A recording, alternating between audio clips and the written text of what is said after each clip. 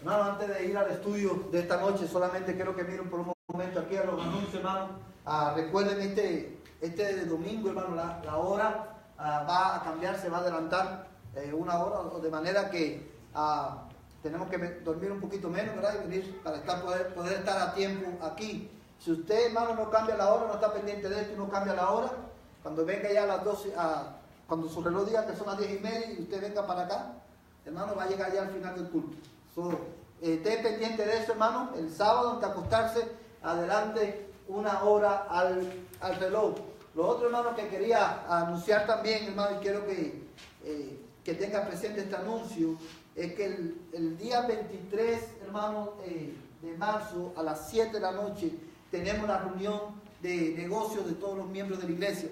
Entonces, yo quiero pedirles, hermano, a todos los miembros de la iglesia, por favor, haga su arreglo para que estén aquí el día 23 de marzo, porque vamos a hablar de asuntos muy, muy importantes, hermano, para nosotros. Amén, hermano. Quiero que lo que apunte esto, hermano. Esto es parte de la vida de nosotros como iglesia. Yo quiero animarle a que haga sus arreglos para venir. Hoy, hermano, vamos a terminar con la clase, con esta serie de estudios que hemos estado dando, interpretando las Escrituras. Y que hoy vamos a estar hablando, hermano, de la aplicación de este último paso de la aplicación. Pero antes de ir, hermano, al estudio como tal, quiero preguntarte, ¿cuántos de ustedes recuerdan, hermano, cuántos pasos tiene este sistema de estudio bíblico que hemos estado enseñando? ¿Cuál es el primer paso? Cuando vamos a estudiar la Biblia, ¿qué es lo primero que debemos hacer? Orar, obvio, ¿verdad? Orar. Y después de orar, cuando ya hemos orado, hemos abierto la Biblia, vamos a estudiar personalmente el Evangelio de Juan. ¿Qué debemos hacer? Exactamente, por el primer capítulo. Y cuando estoy leyendo el primer paso, antes de yo interpretar la Escritura, ¿qué es lo primero que tengo que hacer? Exactamente, pero hay un paso muy importante, hermano, y es observación. ¿Sí se acuerda que hablamos de eso? Cuando vamos a leer la Biblia, vamos a observar. Y en ese paso de observación, hermano, ¿qué pregunta le vamos a hacer al texto? ¿Qué está diciendo el texto? ¿Quién está hablando? ¿A quién le está hablando? ¿Dónde ocurre, verdad, este hecho que está narrando el texto? Y todas esas, y las respuestas, hermano, a esas preguntas es, hermano, el resultado de ¿qué? De la observación que yo estoy haciendo al pasaje. Es por eso que es importante que cada uno de nosotros, cuando vamos a estudiar la Biblia, que debemos estudiarla regularmente en nuestra casa, ¿verdad? Diariamente, debamos tener por lo menos una libreta de notas, ¿verdad? Para anotar cuáles son esas preguntas de observación, quién está hablando en este pasaje, dónde, en qué tiempo, cuál es la fecha en que se escribió el libro, y cosas así semejantes. No se preocupe por el niño, hermano. Vamos a entender aquí. El primer paso, hermano, era la observación. El segundo paso, ¿cuál es?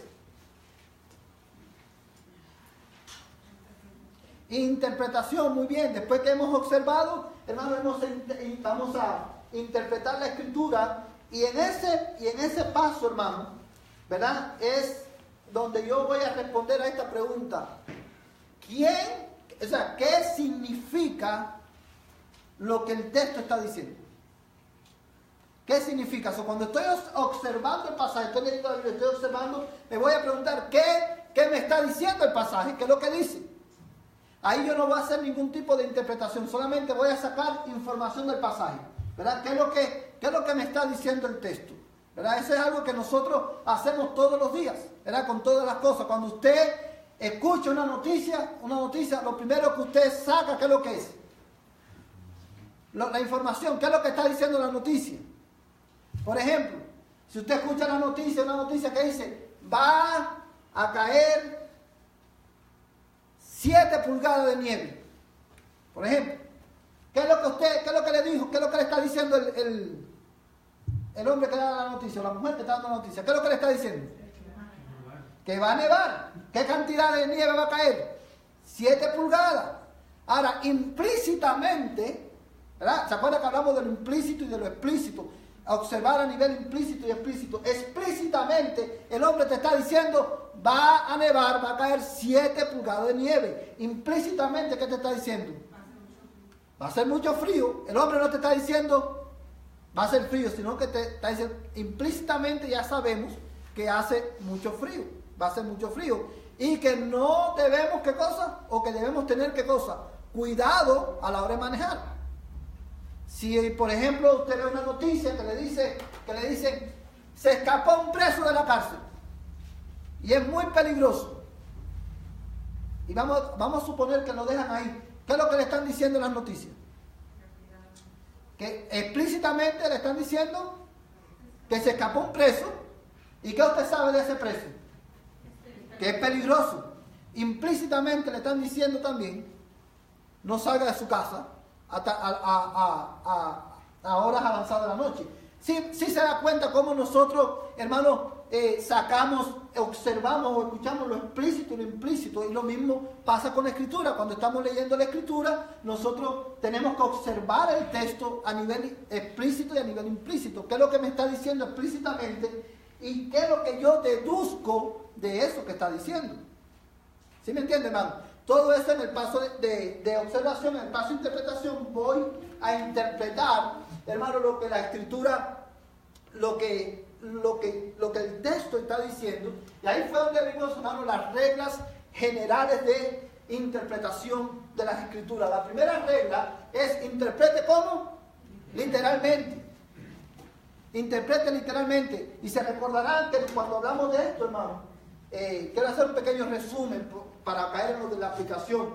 Cuando hablamos de esto, se recordará que dijimos que cuando las personas van a interpretar la Escritura, muchos cristianos cuando van a interpretar la Escritura, cometen 2 errores. Un error es que se van al extremo de ¿qué? De ser ultraliteral. Cuando yo estoy siendo ultraliteral, cuando estoy aplicando esa regla a libros que son como apocalípticos. Eso es irme al extremo ultraliteral. Y el otro extremo, ¿cuál es? Alegorizar el pasaje.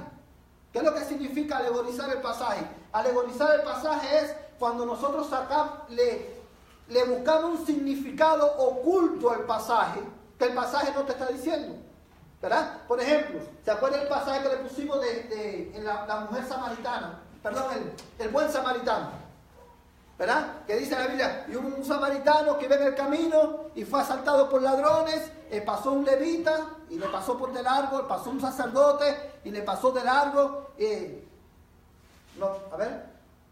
samaritano no fue el que robaron, fue al judío, ¿verdad? Que iba, lo asaltaron y al final pasó el samaritano, ¿verdad? Y que fue quien lo ayudó, lo llevó al mesón. Alegorizar ese pasaje es decir, el judío, el hombre que fue robado, que fue asaltado, representa ¿a quién? Al pecador. El sacerdote y el levita representan ¿qué cosa? La religión. El samaritano representa a Cristo, que vino al rescate del hombre que estaba golpeado. Eso es ¿qué cosa, hermano? Alegorizar el pasaje. ¿Por qué? Porque el pasaje no te está diciendo eso. Jesús está dando ¿qué cosa? Una parábola. Está usando una historia, ¿para qué? Para ilustrar una verdad. Ahora, ¿cómo sabemos eso? Porque la otra de las reglas, hermano, es interprete dentro del contexto. Cuando yo, en ese mismo pasaje, cuando yo veo el contexto, hermano, del pasaje, me doy cuenta que Jesús da esa historia, pronuncia esa parábola, para enseñar el mandamiento de que debemos que amar a nuestro prójimo. Porque le preguntaron, cuando Jesús le enseñó, le estaba hablando de esto, en el contexto de ese pasaje, le preguntaron, ¿y quién es mi prójimo? Y Jesús le dijo, que déjame hacerte esta historia. Y le hizo la historia. Sí se recuerda el pasaje, ¿verdad? Por eso tenemos que evitar, hermano, los 2 extremos, alegorizar el pasaje y irnos a ser ultraliteral en el pasaje. La segunda regla general, hermano, es interprete dentro del contexto, no solamente el contexto inmediato, sino dentro del contexto bíblico. El contexto inmediato de un texto, ¿cuál es? Exacto, el contexto inmediato es, si yo estoy leyendo Juan capítulo 10, verso 5, ¿cuál es el contexto del versículo 5? Sí, pero el contexto de ese versículo, Juan 10, estoy leyendo Juan 10 y leo el versículo 5. Para yo poder interpretar, por ejemplo, lo que significa el versículo 5, tengo que leerlo en el contexto. ¿Cuál es el contexto del versículo 5? 4. Del 1 al 4 y del 6 hasta donde termine el pasaje.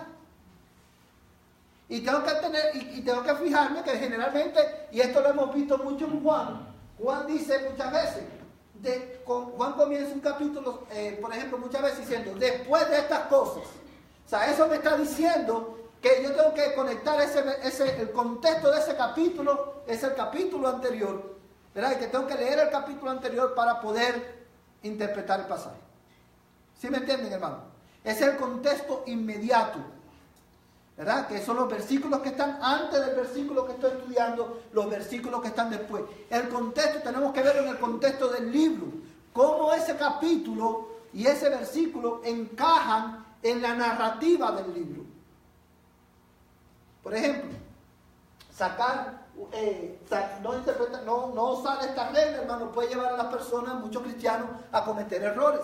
Y le pusimos dos ejemplos clásicos. El primer ejemplo es el versículo Jeremías 29, creo, no recuerdo el versículo, que dice, yo sé los pensamientos que tengo para vosotros, pensamientos de bien y no de mal, para darles el fin que ustedes esperan. Ese versículo, hermano, muchos cristianos lo tienen en cuadros en las casas, pero eso fue una promesa que ni siquiera Dios, no es ni siquiera para la iglesia, ni siquiera era para todo el pueblo judío, era solamente para los judíos que estaban ¿a dónde? En la cautividad. Pero como lo sacamos del contexto, lo aplicamos nosotros y no aplica a nosotros. Ahora, ¿por qué esto es importante, hermano? Porque cuando nosotros sacamos textos fuera de su contexto, podemos interpretar mal, vamos a interpretar mal la escritura, y eso va a dar como resultado que vamos a tener que causar una mala teología.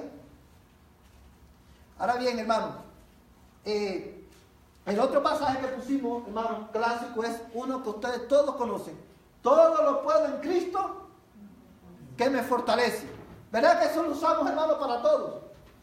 No, cualquier dificultad, no, todo lo puedo en Cristo que me fortalece. Pero en el contexto, lo que Pablo está diciendo es, él en el contexto dice, yo sé vivir en abundancia y sé vivir en ¿qué? En escasez. Para todo y por todo he sido enseñado. Y dice, todo lo puedo en Cristo que me fortalece. ¿Qué es lo que es todo ahí? Todo, hermano, ahí en ese contexto incluye vivir en abundancia y vivir en escasez. Todo lo puedo en Cristo. Cristo me fortalece para yo vivir en abundancia y Cristo me fortalece para yo vivir en escasez. ¿Sí se da cuenta la importancia de usar esta regla, hermano? Lo otro fue interprete de acuerdo a la cultura y a la historia de ese momento. Y el pasaje clásico que vimos ahí, hermano, ilustra muy bien la importancia de esta regla. Es cuando Jesús le lava los pies a los discípulos. Nosotros debemos interpretar ese pasaje de acuerdo a ¿qué? A la cultura y a la historia de ese momento. Porque, por ejemplo, hermano, Jesús le dijo a sus discípulos, de la misma manera que yo le lavo los pies a ustedes, le he lavado los pies a ustedes, ustedes tienen que hacer ¿qué cosa? Hacer lo mismo. Pero nosotros cuando leemos ese pasaje, tenemos que interpretarlo de acuerdo a la cultura de ese tiempo. Y cuando lo interpretamos de acuerdo a la cultura, sé cuál era la cultura de aquellos tiempos, yo me doy cuenta que hoy nosotros no tenemos que lavarnos los pies los unos a los otros, pero sí tenemos que hacer ¿qué cosa? Servirnos.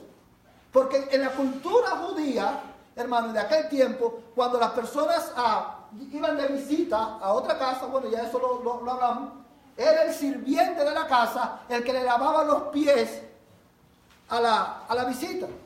Y si no se le lavaba los pies a la visita, era una señal de ¿qué? De que no era bienvenido. Pero ese trabajo no lo hacía, hermano, el dueño de la casa, sino el siervo. El principio que Jesús está articulando aquí es que debemos servirnos unos a otros, porque somos siervos los unos de los otros. Pero muchos hermanos practican el lavamiento de los pies porque no tienen en cuenta esta regla de interpretación, ¿verdad? Y hay muchos, y por eso, hermano, cuando sacamos una mala teología, entonces vamos a nuestra práctica, como nosotros vivimos, va a ser informado por la teología. Si mi teología es buena, mi cosmovisión va a ser como buena, mi estilo de vida va a ser informado por la palabra de Dios. Pero si mi teología es mala, hermano, no vamos a poder, me va a llevar a hacer cosas que no son necesarias. La cuarta regla es: interprete tomando en cuenta la forma literaria del pasaje. ¿Por qué esa regla es importante? Porque esa regla es la que me va a decir a mí qué cosa. Hasta qué punto yo puedo aplicar la regla número 1. ¿Cuál es la forma literaria del pasaje? ¿Es profecía? ¿Es histórico? ¿Es narrativo? ¿Es apocalíptico? ¿Es poético? ¿Verdad? La otra, hermano, es: interprete tomando en cuenta otras partes de la Escritura. Y esta regla es muy importante porque no sé cuántos de ustedes se recordarán que la Confesión Bautista de Fe de 1689, hablando de esto, dice que no todos los pasajes en la Biblia, hermano, están igualmente claros. Y pasajes oscuros, o sea, pasajes que no son lo suficientemente claros, deben interpretarse a la luz de otros pasajes que hablen con más claridad de ese asunto. Y se recuerda que decíamos, el mejor comentario de la Biblia, ¿cuál es? La misma Biblia, ¿verdad?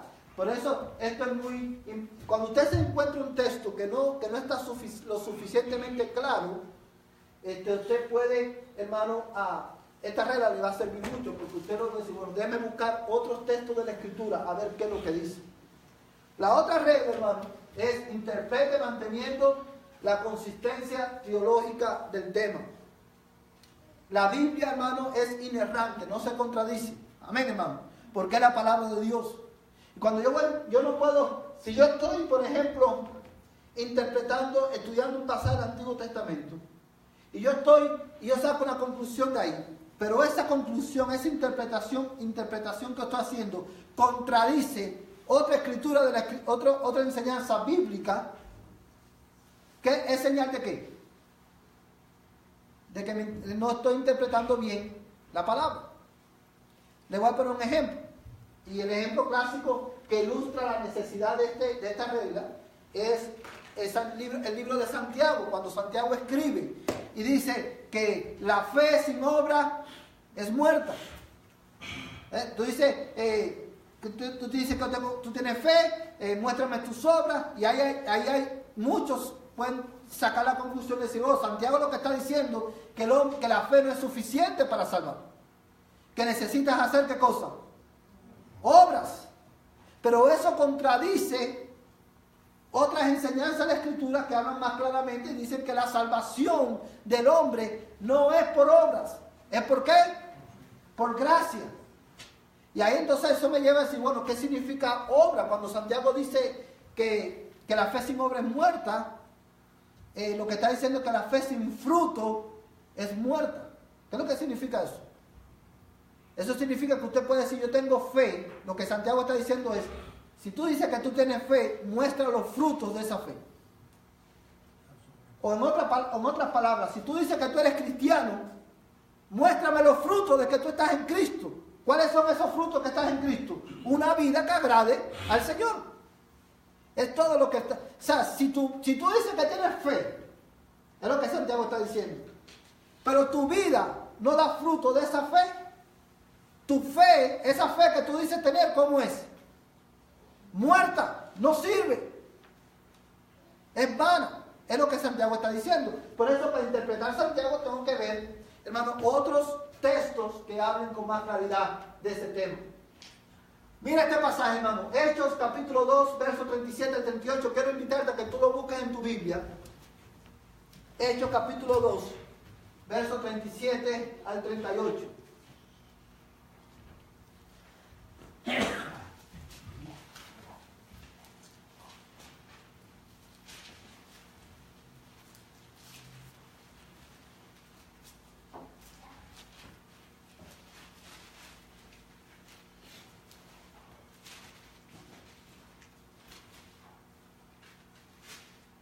Amén.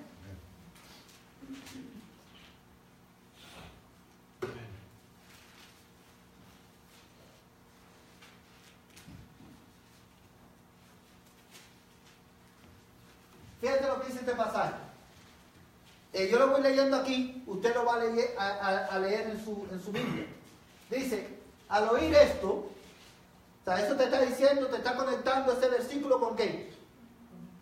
Con el contexto, con lo que está anterior. Y el contexto de este pasaje, de este versículo, es la predicación de ¿quién? El sermón de Pedro. Pedro está predicando el Evangelio y dice, al oír esto, compungidos de corazón, dijeron a Pedro y a los demás apóstoles, hermanos, ¿qué haremos? Vamos a hacer una pausa ahí. Pedro está predicando el Evangelio. Y cuando está predicando el Evangelio a los judíos, le está dando, hermanos, las verdades eternas que que le dan salvación al hombre, ¿verdad? Y ellos escuchan la palabra, ellos escuchan la interpretación que Pedro le da a las Escrituras cuando está predicando el Evangelio, y la respuesta, hermanos, de esto, ¿cuál fue? ¿Cómo ellos respondieron al mensaje que Pedro a la interpretación de Pedro de las Escrituras? Le preguntaron, hermanos, ¿qué haremos? Eso tiene que ver con ¿qué? Eso tiene que ver con el tercer paso, que es aplicación. El paso de interpretación es qué significa el texto. El paso de aplicación tiene que ver con qué voy a hacer con estas verdades. Ya sé la verdad, ¿y ahora qué? ¿Qué voy a hacer con esa verdad? ¿Verdad? Y Pedro les dijo, arrepentíos y sed bautizados cada uno de vosotros en el nombre de Jesucristo para perdón de vuestros pecados y recibiréis el don del Espíritu Santo. La aplicación, hermano, de las verdades que Pedro le dijo, le predicó, ¿cuál es? ¿Cuál es la aplicación del mensaje que Pedro le predicó? Exactamente, esa es arrepentidos y ser bautizados. Es la aplicación del mensaje de Pedro. ¿Sí lo entienden, hermano? Pedro le predicó el mensaje de salvación, le interpretó las Escrituras. Ellos le preguntan, ¿qué haremos? ¿Para qué? ¿Qué voy a hacer con esta información? ¿Y qué es lo que Pedro le dice? Arrepentidos y sed bautizados cada uno de vosotros en el nombre de Jesucristo para perdón de vuestros pecados y recibiréis el don del Espíritu Santo. ¿Ven lo importante que es la aplicación, hermano? O sea, podemos observar bien, podemos interpretar bien, pero el paso de aplicación es muy importante porque cómo yo estoy trayendo, hermano, a mi vida en ese momento, esas verdades que yo aprendí. Alguien decía, hermano, que cuando un estudio bíblico sin aplicación es, hermano, como una carta sin dirección. La aplicación, cuando usted está estudiando la Biblia, hermano, después de haber siendo guiado por el Espíritu Santo y para interpretarla, la próxima pregunta es, ¿qué voy a hacer con esa verdad? Y Pedro le dice, arrepentidos y sed bautizados cada uno de vosotros en el nombre de Jesucristo. Ahora, yo te hago una pregunta, hermano, para poner en práctica lo que hemos aprendido. Acorde a ese pasaje, ¿qué es lo que Pedro le está diciendo cuando usted lee esos versículos? ¿Qué es lo que Pedro le está diciendo a los judíos? ¿Qué es lo que Pedro le dice? Que tienen que ¿qué? Que arrepentirse Y ser bautizados, ¿para qué? Para el perdón de pecados. Y para recibir el don del Espíritu Santo. Ahora bien, hermano, implícitamente, ¿qué es lo que Pedro está diciendo ahí? Implícitamente lo que Pedro está diciendo es que la única manera de que nuestros pecados sean perdonados es ¿qué cosa? Arrepentirnos de nuestros pecados.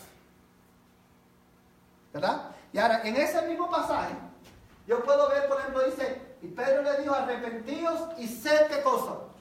Bautizados cada uno de vosotros en el nombre de Jesucristo para perdón de vuestros pecados y recibiréis el Espíritu Santo. Si yo le estoy leyendo ese pasaje a ustedes, le estoy diciendo, hermanos o amigos, si usted está aquí y no tiene a Cristo, si usted está en rebeldía, no tiene una relación con el Señor, arrepiéntase de su pecado y bautícese para que sus pecados sean perdonados, porque es necesario que usted se bautice para que sus pecados sean perdonados. ¿Usted cree que es una buena interpretación del pasaje? ¿Por qué? ¿Y cómo usted lo sabe? Porque el bautismo es nada más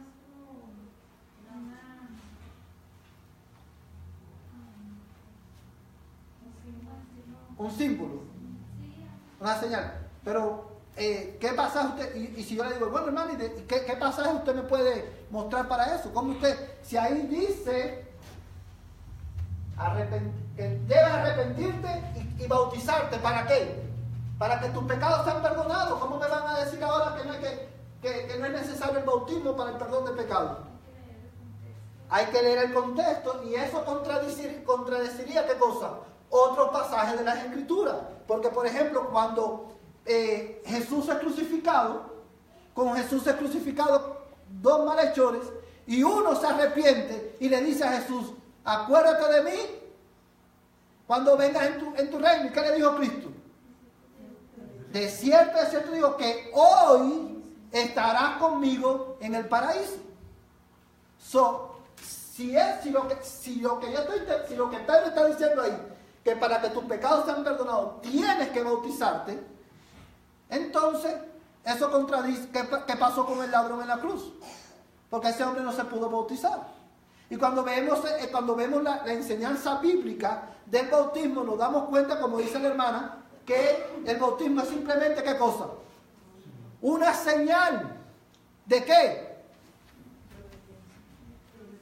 De que ya yo me he arrepentido de mis pecados. Por eso que Pedro lo dice. Pedro le dice, arrepentidos y sed bautizados. Porque cuando una persona, hermano, escucha el mensaje del Evangelio y se arrepiente de su pecado, confiesa a Cristo como Señor de su vida y cree en el Señor Jesucristo, el próximo paso que esa persona da para identificarse con Cristo, ¿cuál es? Bautizarse. Que es una señal de algo que ya ha pasado dentro de mí. Ahora, ¿cómo yo sé eso? Cuando estudio el tema del bautismo a la luz de ¿qué? De las Escrituras, manteniendo ¿qué cosa? La consistencia teológica del tema, que es la sexta regla. ¿Sí ve cómo es importante eso, hermano? ¿Verdad? Solamente le hice la pregunta para saber si de verdad sabían, hermano. Ya veo que sí saben. Pero si se dan cuenta, hermano. Y quiero, hermano, hacer como dicen los americanos, el pushback. Porque es importante que usted sepa defender porque usted cree lo que cree. Porque muchas personas le pueden decir, bueno, ¿y cómo es esto? Si usted necesita saber, ¿verdad?, por qué cree lo que cree y defender su fe. Ahora, esto, hermano, ¿ve? Es aplicación, que es una cosa muy importante. Ahora bien, ¿qué es la aplicación? La aplicación, hermano, es la habilidad de traer la doctrina extraída apropiadamente del texto bíblico a la circunstancia, tiempo y lugar de una persona o congregación de una manera apropiada. Eso es lo que es aplicación. ¿Se lo entiende, hermano? Ahora, quiero que veas algunas cosas en este concepto que un pastor, un puritano, William Perkins, explicaba qué es lo que es la aplicación de esta manera. Quiero que mires algo en este contexto, en este concepto. La aplicación es, ¿qué cosa? La habilidad. La habilidad. ¿Qué es lo que es una habilidad, hermano? Una habilidad es algo que usted se desempeña y que puede ir, ¿qué cosa? Mejorando, aprendiendo. Es algo que usted va aprendiendo. ¿Y cómo usted aprende a aplicar la escritura? Ejercitando, hermano, la aplicación, estudiando la escritura. Si usted no se ejercita en esto, no lo va a aprender. Pero si usted lo aprende, si usted se ejercita, usted lo va a aprender. Porque aplicar la escritura es una habilidad. Dice, la habilidad de traer la doctrina, y esta palabra es muy importante, extraída. Se recuerdan, hermano, que cuando una de las primeras clases vimos que cuando uno va a estudiar el objetivo del estudio bíblico es extraer, hacer una exégesis del pasaje. ¿Qué es lo que es una exégesis? Es extraer del texto el significado del texto. Lo contrario a eso, ¿qué es lo que es? Una exégesis, que es imponerle al texto lo que yo quiero que el texto diga. ¿Sí me entiende, hermano? ¿Sí ve la diferencia? ¿Verdad? Por eso que subrayé la palabra extraída. La aplicación es la habilidad de traer la doctrina extraída apropiadamente del texto bíblico a las circunstancias, tiempo y lugar de una persona, una congregación, de una manera apropiada. Y se hace, quiero enfatizar, hermano, en un principio que vimos también al principio de este curso. ¿Cuántas interpretaciones puede tener un pasaje de la Escritura? Uno solo. Si estamos leyendo un pasaje de la Escritura y Pedro dice, para mí ese pasaje significa esto. El hermano Julio dice, para mí significa esto. Y el hermano Ricardo dice, y para mí significa esto otro. En ese escenario, que lo más probable es que solamente uno de ellos esté interpretando correctamente el pasaje, pero lo que nunca va a pasar es que los tres estén correctos. Porque el pasaje de la Escritura, un pasaje de la Escritura tiene que tener, ¿qué cosa? Solamente tiene un solo significado. Lo mismo que interpretaron los recipientes originales de ese pasaje, es lo mismo que tenemos que interpretar nosotros. Ahora, ¿cómo? Por ejemplo, cuando Juan escribió el Evangelio de Juan, cuando él lo escribió, hermano, los recipientes originales, hermano, del Evangelio de Juan, los primeros lectores, lo interpretaron de la misma manera que debemos interpretarlo nosotros. Ahora, ¿cómo ellos aplicaron esas verdades? ¿Es qué cosa? Diferente a cómo la vamos a aplicar nosotros. ¿Sí me entienden, hermano? ¿O lo dejé más perdido? O sea, un pasaje tiene una sola interpretación y la Biblia dice, hermano, que la Escritura no es de interpretación privada. De manera que es incorrecto decir, este pasaje para mí lo que significa es esto. No es lo que significa para ti, es qué es lo que significa el pasaje. ¿Qué fue lo que Pedro, Pablo, Juan o Mateo quiso enseñar inspirado por el Espíritu Santo? Y esa verdad que él quiso enseñar fue lo mismo cuando él lo escribió, como mismo lo interpretó la iglesia primitiva y como mismo debe interpretarlo la iglesia de hoy. Ahora, ¿cómo esa verdad lo aplicaron ellos a su contexto, a su tiempo, de acuerdo a sus circunstancias? Va a variar ¿de qué? De tiempo en tiempo y de congregación en congregación, ¿verdad? Y así sucesivamente. ¿Sí me entienden, hermano? Y el ejemplo clásico de eso es, por ejemplo, la Gran Comisión. Cuando Mateo le dijo a los discípulos, cuando Jesús le dijo a los discípulos, toda potestad me es dada en el cielo y en la tierra, por tanto, id y predicar el Evangelio a todas las naciones, haciendo discípulos y bautizándoles en el nombre del Padre, del Hijo y del Espíritu Santo. O sea, le parafraseé ahí la Gran Comisión. ¿Cómo los destinatarios del Evangelio de Mateo interpretaron eso? ¿Qué quiso decir Jesús cuando él dijo, ir y hacer discípulos a las naciones? ¿Qué debemos ir a predicar? Es como ellos lo interpretaron. ¿Cómo sabemos que ellos lo interpretaron de esa manera? Porque cuando vemos el libro de Hechos es la historia de cómo los apóstoles pusieron en práctica el mandamiento de ¿qué? De ir y predicar el Evangelio. Ahora, ¿cómo los apóstoles pusieron en práctica? ¿Cómo ellos aplicaron la verdad de ir y predicar el Evangelio? Ellos salieron. Movidos por la persecución, movidos por diferentes motivos, cada vez, donde quiera que llegaban, iban y predicaban el Evangelio. Cuando Pablo iba a predicar el Evangelio, cada vez que Pablo llegaba a una ciudad, ¿qué es lo que Pablo hacía?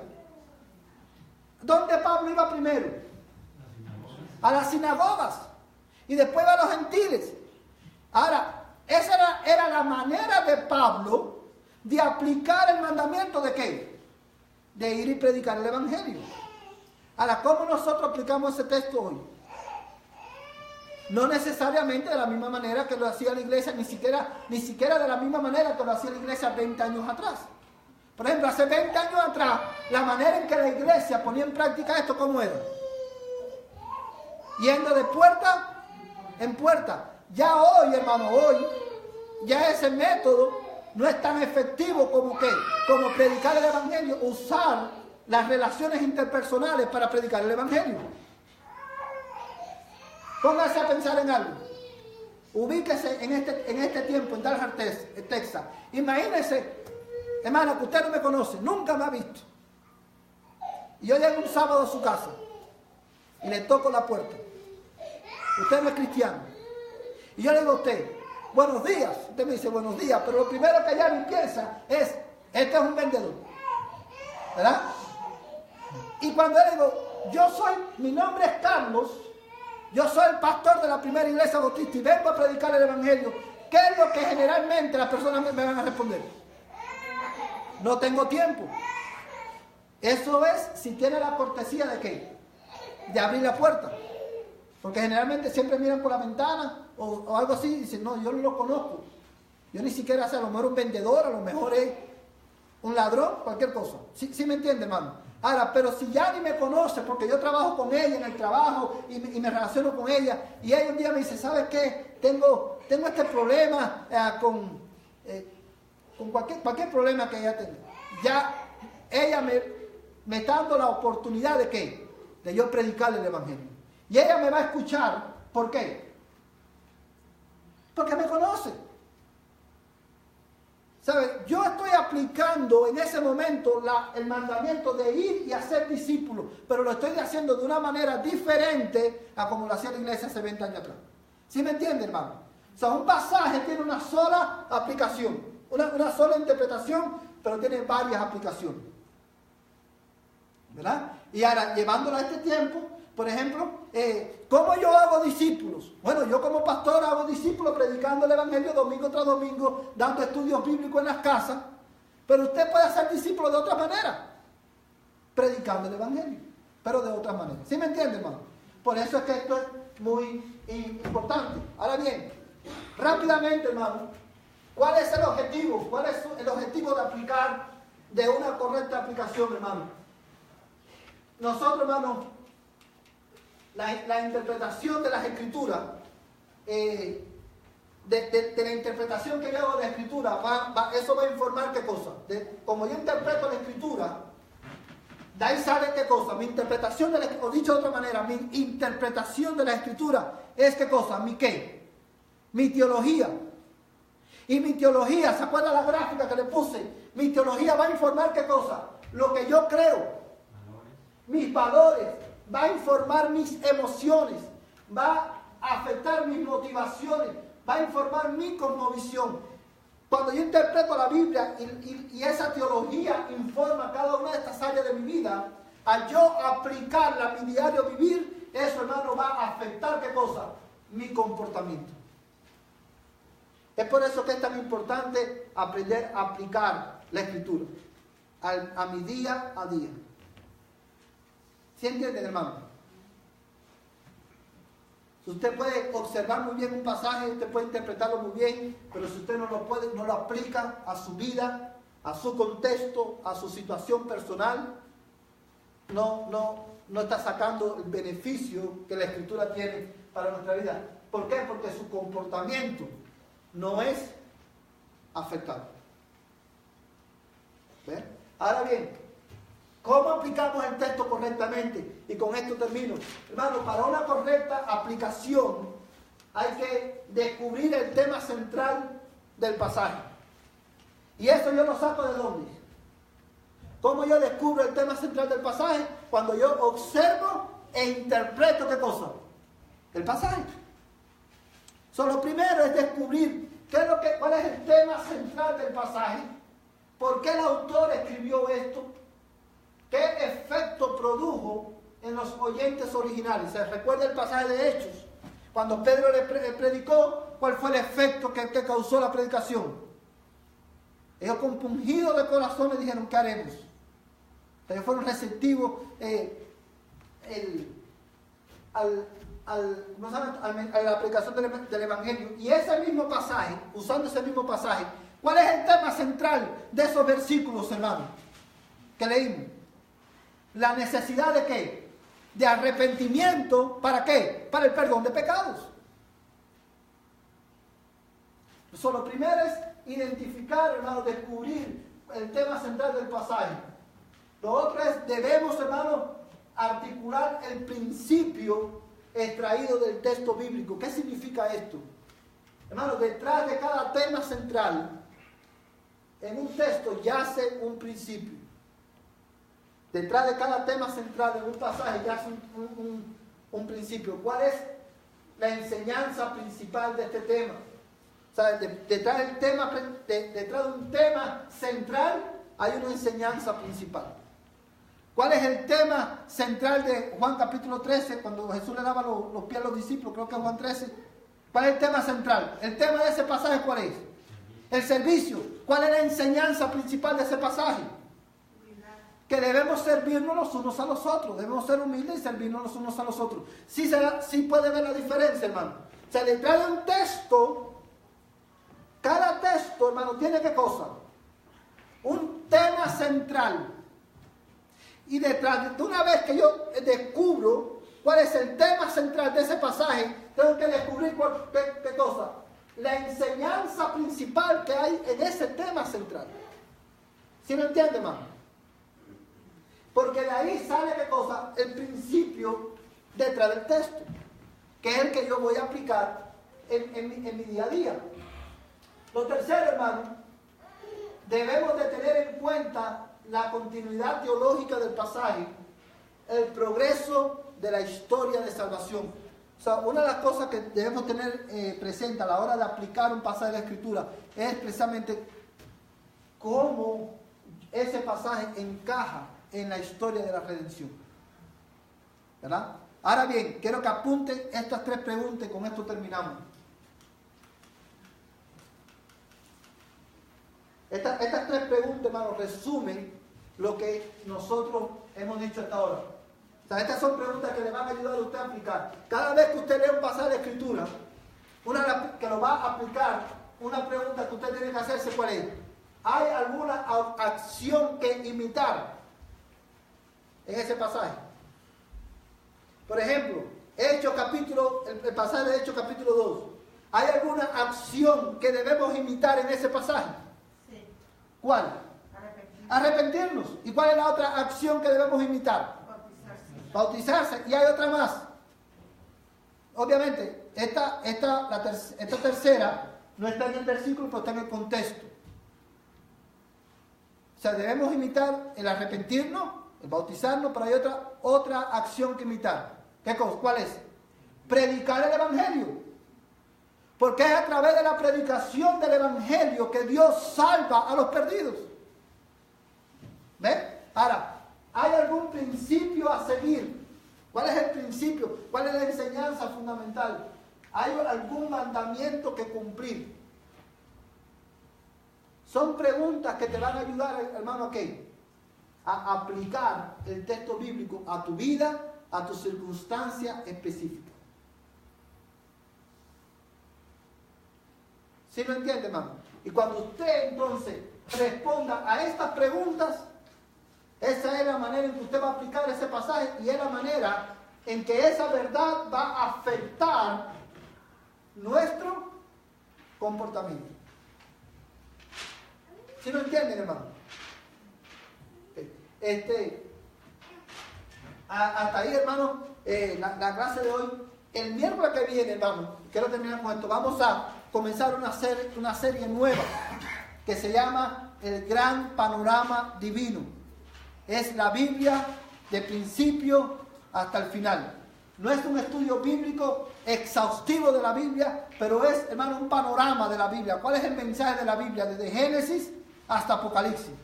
Quiero que ore, hermano, para que el Señor nos ayude en ese tema y usted pueda aprender más. Cuando terminemos esa serie, Gran Panorama Divino, hermano, usted va a tener un mejor entendimiento de la Biblia. Usted va a tener un mejor entendimiento de cuál es el mensaje de las Escrituras. Amén, hermano. ¿Pudieron entender? Porque si no lo entendieron, hermano, ¿qué pasa? Vuelvo a empezar por el principio, ¿verdad? No. Vamos a orar, hermano. Cierra ahí sus ojos. Vamos a terminar en oración. Padre, te damos gracias, Señor, por tu palabra en esta noche, Señor. Gracias, Padre, por darnos la capacidad de poder estudiar tu palabra y de poder entenderla. Señor, en esta noche, en el nombre de Jesús, yo te ruego que los principios que hemos articulado, los principios que hemos enseñado a tu iglesia, Señor, yo te ruego que tu Espíritu Santo nos ayude, Señor, para poner en práctica cada uno de estos principios. Señor, queremos vivir informados por tu palabra. Ayúdanos, Señor, a ponerla en práctica, a aplicarla correctamente a nuestras vidas. Y ahora que vamos a nuestros hogares, que el amor de Dios, el Padre Celestial, la gracia de Jesucristo, el Señor de nuestras vidas, y la comunión del Espíritu Santo, del Espíritu de verdad, sea con tu pueblo, desde ahora y hasta que Cristo venga.